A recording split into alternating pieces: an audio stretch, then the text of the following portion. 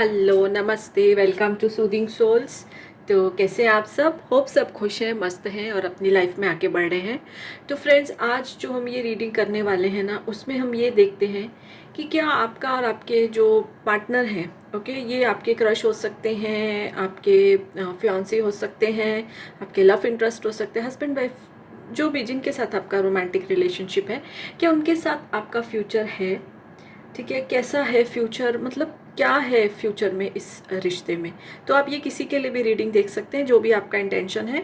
सो ये एक collective general reading है, टाइमलेस रीडिंग है।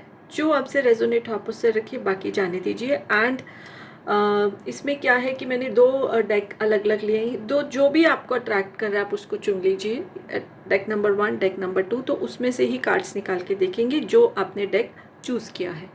Okay, so yes, I hope आपने चूज़ कर लिया होगा। तो सबसे पहले हम ये ओशो ज़ेन से चेक करेंगे, ठीक है। So be in a very positive energy. जो आएगा मैं आपको बताऊंगी। It's for all zodiac science. इसमें हम जोडिएक साइंस नहीं देख रहे हैं, आपके जो भी पार्टनर हैं या जिनकी भी इंटेंशन से आप ये रीडिंग देख रहे हो, तो हम ये देखते हैं कि उनके साथ आपका फ्यूचर कुछ है, कैसा है future. Okay, so yes, let's start.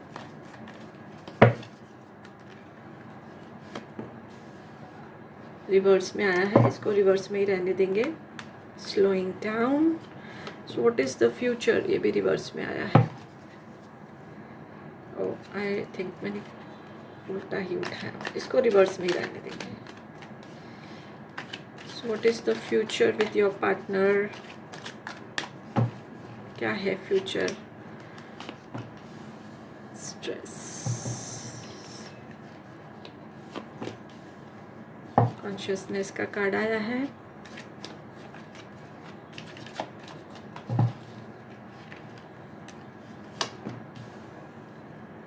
Politics का कार्ड आया है। क्रिएटिविटी का कार्ड आया है। तो साइंस की अगर मैं बात भी करूँ ना, तो सारे ही साइंस आए हैं। और बॉटम ऑफ द डेक में हम मोरालिटी लेते हैं, ठीक है। तो देखिए आपका और आपके पार्टनर का क्या फ्यूचर हो सकता है।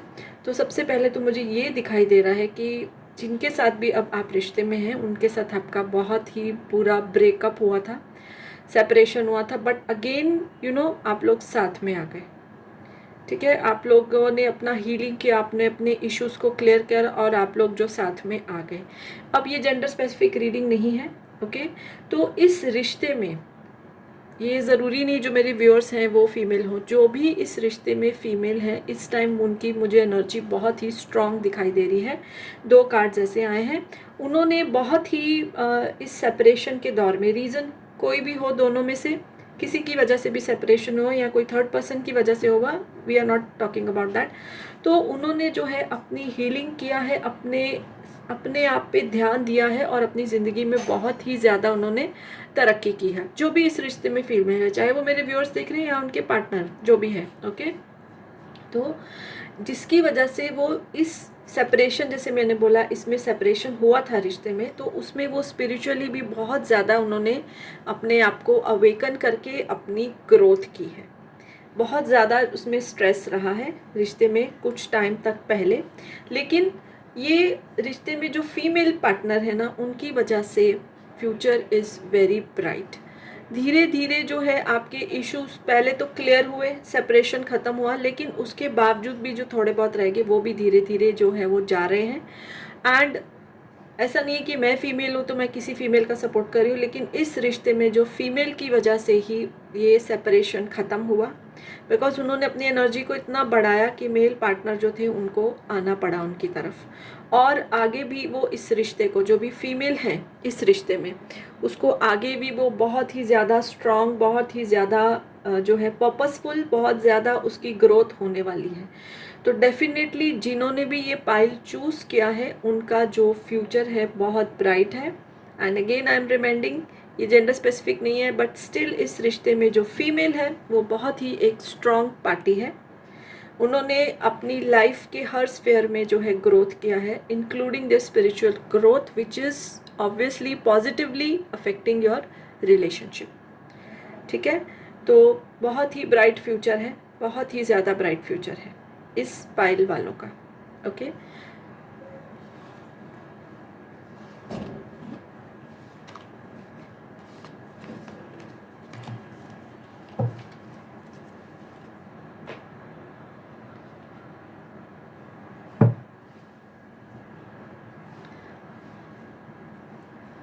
यस, जिन्होंने ये वाला पाइल चूज़ किया है तो उनके लिए देखते हैं कि उनके रिश्ते का फ्यूचर क्या है।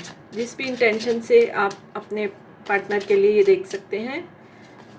ओके, सो लेट्स सी कि जिन्होंने ये पाइल सिलेक्ट किया है उनके रिश्ते का फ्यूचर क्या है। So intense energy, soulmate, service, recovery,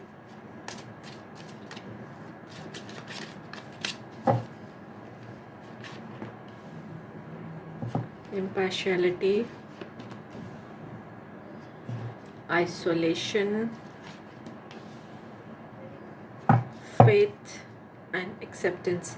viewers, friends, एक बहुत ही जैसे कोइंसिडेंस बोल सकते हैं, सेम एनर्जी आई है जैसे कि पाइल नंबर 1 में आई थी। सेम एनर्जी, ज़्यादा कुछ फ़र्क नहीं है। इसमें भी ऐसा हुआ है कि सेपरेशन हुआ था, ब्रेकअप हुआ था, बट उस रिश्ते को बचा लिया गया है।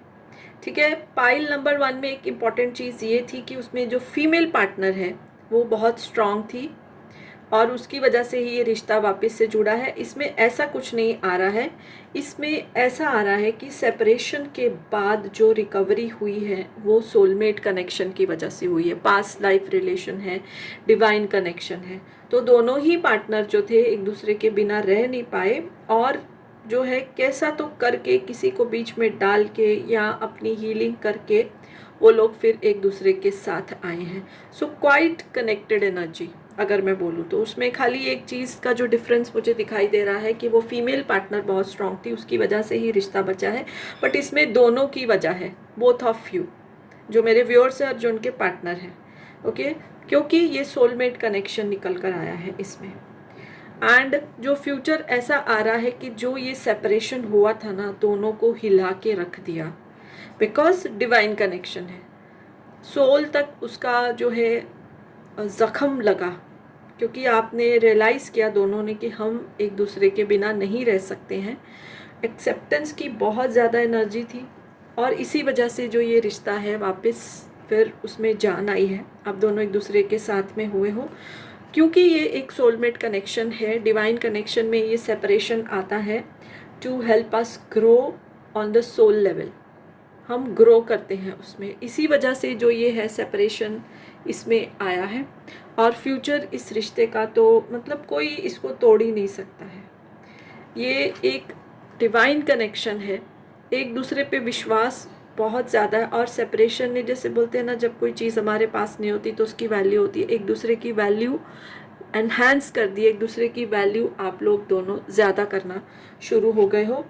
एंड द थिंग इज़ कि एक चीज़ मुझे दिखाई दे रही, दोनों में से एक पार्टनर शायद कोई सोशल सर्विस में जो लोगों के लिए हेल्प करता है, can be in any department. कोई हीलर भी हो सकते हैं, कोई सोशल वर्कर भी हो सकते हैं, काउंसलर भी हो सकते हैं।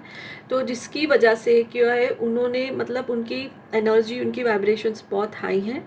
तो ये कोई भी पार्टनर हो सकता है। जैसे पाइल 1 में या जो पहला वाला डेक था उसमें फीमेल पार्टनर ही थी, इसमें दोनों में से कोई भी हो सकता है, जिसकी वजह से यह सब चीज़ें जो है वो ठीक हो पाई है।